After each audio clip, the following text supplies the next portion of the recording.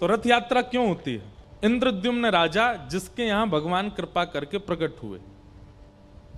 कथा तो पूर्व की बहुत बड़ी है कि इंद्रद्युम्न पर कैसे कृपा की भगवान ने, लेकिन जब भगवान जगन्नाथ बनकर के इंद्रद्युम्न के यहां प्रकट हो गए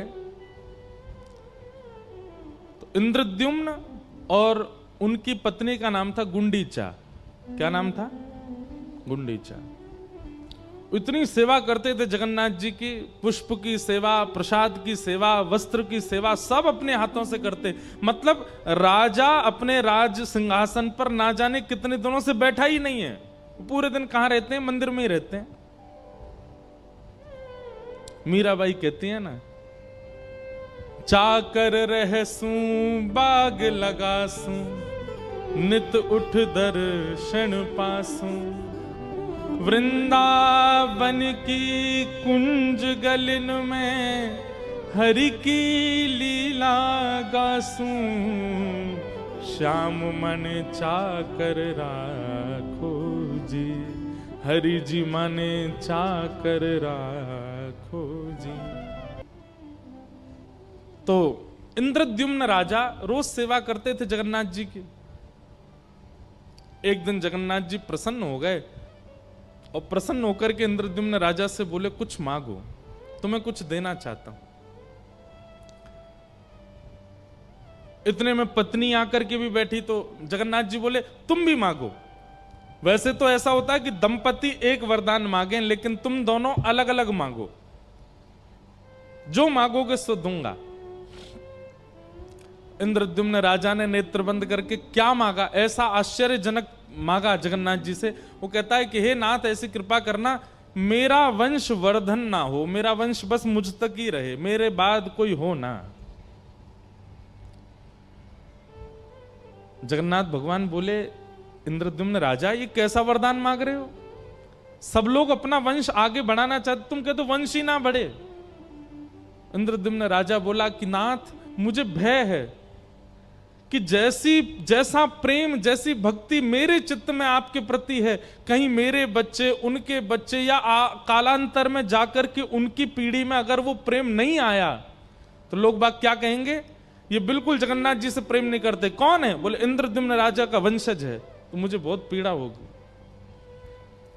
मेरा जैसा प्रेमी मेरे वंश में होगा इसकी मुझे गारंटी नहीं है, इसलिए मेरा वंश बढ़े ना, यहीं रुक जाए, मुझ पे ही अंत हो जाए, ऐसी कृपा करो। जगन्नाथ जी बोले, वाह भैया, तुम्हारे प्रेम की हम बलिहारी, कैसा वरदान मांग रहे हो। ठीक है, तथास्तु। मन ही मन मांगा था, बोला था नहीं। बगल में पत्नी बैठी थी।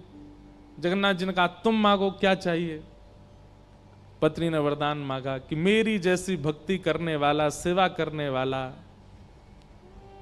आपका सेवक और हमारा एक पुत्र जन्म ले। जगन्नाथ जी सोच में पड़ गए, अब क्या करें। पति कह रहा है कि वंश आगे ना बढ़े, पत्नी कह रही है एक बालक हो जाए। इंद्रद्युम्न राजा अपनी पत्नी पर नाराज हो गया, तुम महाप्रभु जगन्नाथ जी से संतान कैसे मांग सकती हो? तुम संसार की वस्तु मांग कैसे सकती हो महाप्रभु जी से? अरे तुमको जो रुचिकर लगा तुमने मांगा, मुझे जो रुचिकर लगा मैंने मांगा। एक संतान तो चाहिए। मां को तो तभी सुख मिलता है, ब्याह के बाद उसको इच्छा होती है कि मेरे गोद में मेरा बालक हो। महाप्रभु जगन्नाथ जी बोले, तुम लोग झगड़ो मत, मेरी टेंशन दूर करो। दो अलग अलग चीजें मांग रहे हो, तुम कहते हो संतान ना हो, ये कहती है एक संतान हो, कैसे होगा पूरा? इंद्रद्युम्न राजा बोला, आपको मेरी बात माननी पड़ेगी। गुंडीचा बोली, नहीं नहीं, मेरी बात माननी पड़ेगी, भात दाल तो मैं ही बना के लाती हूं आपके लिए। महाप्रभु जी बोले, अच्छा रुक जा, हम तुम दोनों की इच्छा पूरी करते हैं। बोले क्या? इंद्रद्युम्न ने मांगा कि उसके संतान ना हो, नहीं होगी। और गुंडीचा आप कहती हैं कि आपको एक पुत्र हो, तो आज से लेकर के जब तक इस पृथ्वी पर सूर्य चंद्र का प्रकाश है, मैं ही आपका पुत्र हूं। और मां, आपके मन में आ रहा होगा कि मैं तो परमात्मा हूं और मैं तो जगन्नाथ बन के बैठा हूं दुनिया को दर्शन देने के लिए। और भगवान जब दर्शन में ही व्यस्त हैं तो मां को समय कब देंगे? आप चिंता मत करो, बस ये समझिएगा मैं दूंगा थोड़ा ही समय, लेकिन दूंगा। साल में हर साल अपने जन्मदिन, ठाकुर जगन्नाथ जी का जन्म उत्सव कब आता है? स्नान पूर्णिमा। स्नान पूर्णिमा के 15 दिन बाद रथ पर बैठ करके मैं स्वयं आऊंगा गुंडीचा आपके स्थान पर, और वहीं आपके हाथ के दाल भात खाऊंगा, आपके हाथ का रसगुल्ला पाऊंगा। आप जैसे एक बालक की तरह प्रेम, एक बालक को मां करती वैसे मुझे प्रेम करना, और 10 दिन जितना मुझसे होगा मैं आपके पास रुकूंगा। वहां मैं परमात्मा नहीं हूं, पर ब्रह्म नहीं हूं, वहां मैं आपका लाला हूं। आप मुझे लाला की तरह प्रेम करना, और फिर जब आपका मन पूरा हो जाए, मेरे से प्रेम हो जाए, दोबारा रथ में बैठ के फिर यहां आ जाऊंगा। अपनी मैया से मिलने जाते हैं ठाकुर जी रथ में बैठ करके, और मुझे श्लोक याद नहीं, जगन्नाथ जी का, जिस मंदिर में जगन्नाथ जी विराजते हैं उसमें दर्शन करने का फल तो है ही, लेकिन गुंडीचा में जहां ठाकुर जी रथ यात्रा के बाद जाते हैं वहां यदि दर्शन कर लिया, उस जो जगन्नाथ जी में, श्री मंदिर में जहां जगन्नाथ जी विराजते हैं उसको कहते हैं ब्रह्मवेदी, और जहां ठाकुर जी गुंडीचा में विराजते हैं उसको कहते हैं जन्मवेदी। ठाकुर जी का जन्म उधर ही हुआ, श्री जगन्नाथ जी का। ठाकुर जी का उधर दर्शन करना, उसका कितना कोटि गुना फल होता है उसका वर्णन नहीं किया जा सकता। यहां ठाकुर जी को परमात्मा मान करके देखना होता है, और गुंडीचा जब ठाकुर जी जाते हैं वहां ठाकुर जी को लाला मान करके देखना होता है। ऐसे महाप्रभु श्री जगन्नाथ जी।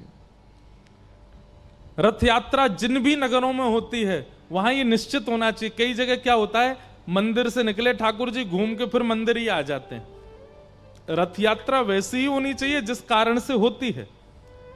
मंदिर से ठाकुर जी निकले और एक स्थान कोई नियुक्त होना चाहिए, वहां ऐसा भाव होना चाहिए कि यहां ठाकुर जी की मैया विराज रही है, कोई एक माता नगर की या कोई भी एक मैया के रूप में वहां विराजे, वहां ठाकुर जी जामे, वहां ठाकुर जी विराजें।